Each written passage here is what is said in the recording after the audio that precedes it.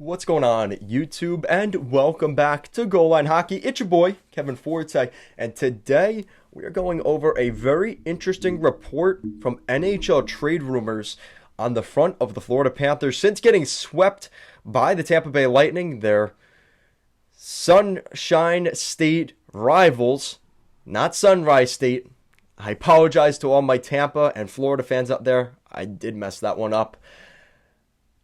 The Sunshine State rivalry could not have gone any worse. Honestly, as a hockey fan, as a fan, no bias to either team, I was really disappointed by that.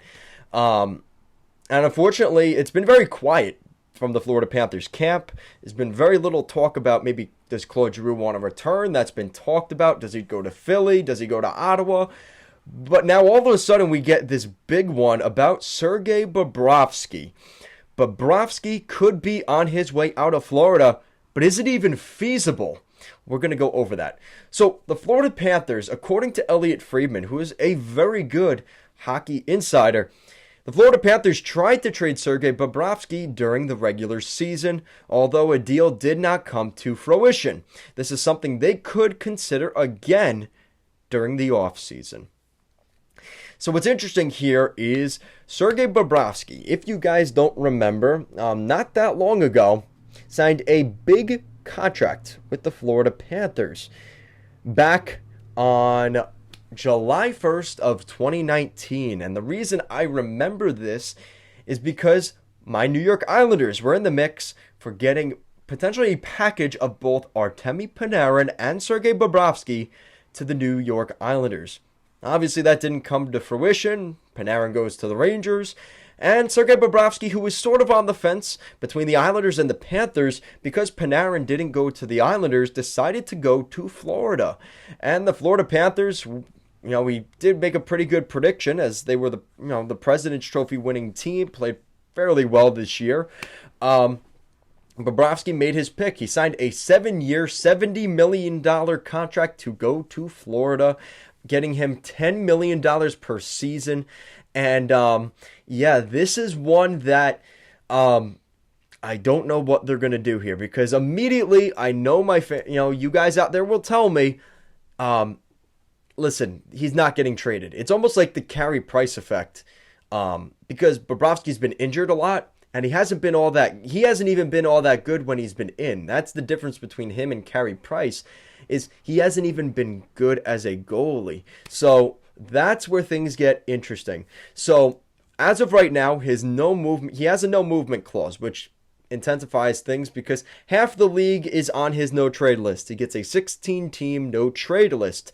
So he could put the bum teams like Arizona, Buffalo, those teams, and he could also teams that have been maybe rumored to acquire him if he doesn't want to move.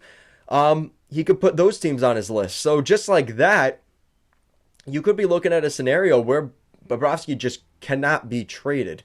And I do think that's the realistic thing to look at. I mean, it's not really the fun thing. Ideally, you see Bobrovsky get traded, and it's this big thing.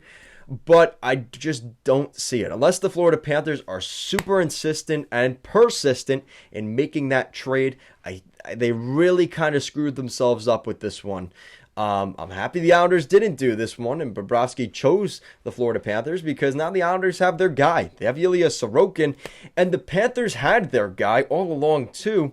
They had already drafted Spencer Knight, so it just seemed like a weird combination that they would bring in Bobrovsky, which would take away the window from Spencer Knight. So that was a head scratcher at the time, and even more so now. He's only in year 4 of that contract now, and he's still got another 4 years left. I just don't see who's going to take a 33-year-old goalie who's hurt all the time. Oh yeah, and he still has $40 million to be paid over the next 4 seasons. Now the problem is there's a lot of signing bonuses on this deal too. It's $5 million each July 1st. I think it's somewhere around there. It's 4.5, then it goes to 6 and something like that. So it's around 4.5 to 6 million in a signing bonus each year, and obviously his salary. So Bobrovsky's getting a big chunk of change, and I think it's going to be very difficult for the Panthers to get themselves out from under a deal like this. But with that said, I mean, what teams would legitimately be interested in Bobrovsky? Well, that's probably the most difficult part because you have to find a team that has some cap space and needs a goaltender. And there aren't actually that many teams that are in that position. So, depending on where his no trade list lies, again, we're kind of not accounting for the no trade list, but you do have to consider that. And unfortunately, a lot of these teams he probably would put on his no trade list. So I'm leaving that caveat out there now. But the first one that is the most interesting is the New Jersey Devils. The reason I say the Devils is they have plenty of cap space and they are looking for a goalie. They seem to be ready to move on from Mackenzie Blackwood, and by the time Nico Daws starts to come into his own, they could finish out Bobrovsky, and that's it. The only problem with this is it is a 4-year deal, so that's why I think there's going to be some hesitation, even from a team like the Devils. Because in the next couple years, they have to re-sign Jack Hughes. They have to re-sign some of their big guys like Nico Hischier. They have to sign all those guys. So now you have $10 million just plopped onto your potentially backup goalie in the next 2 to 3 years. And there's still 2 years left on that deal. You're going to be thinking to yourself, maybe we shouldn't have made that trade, right? So that's one team. Another team I look at, and this actually seems the most feasible, but again, I think they're going to be on his no trade list, is the Buffalo Sabres. The Buffalo Sabres have the most cap space in the National Hockey League. But even them, they will have some bigger contracts to renegotiate. And they already have an anchor of a contract as it is. They already have Jeff Skinner, who's getting paid $9 million until 2027. That was the gift by Jason Botterill before he left the organization. And they still have some money in terms of,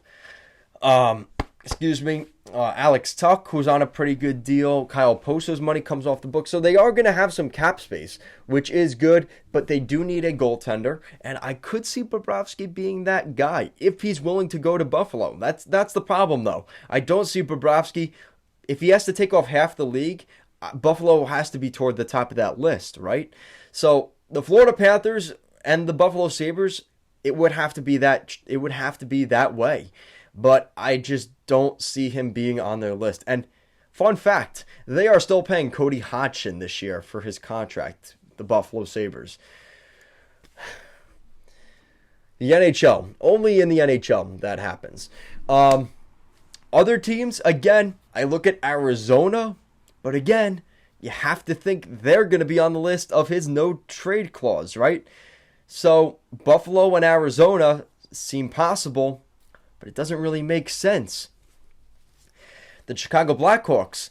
Chicago seems interesting because I could see him willing to go to the Blackhawks.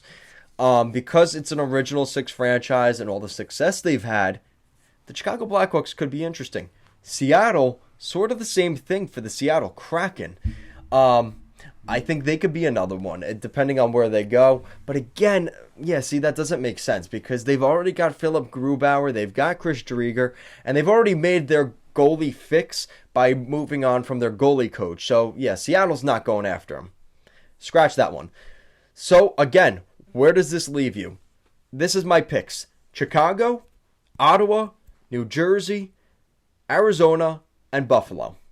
And to be completely honest, I think Ottawa and Chicago are the only teams he might not put on his no trade clause.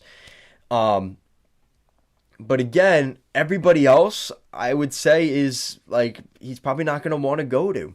And even Ottawa is questionable, right? So, again, I think it'll be interesting what happens with Bobrovsky. And then you run into the issue, well, what is he worth?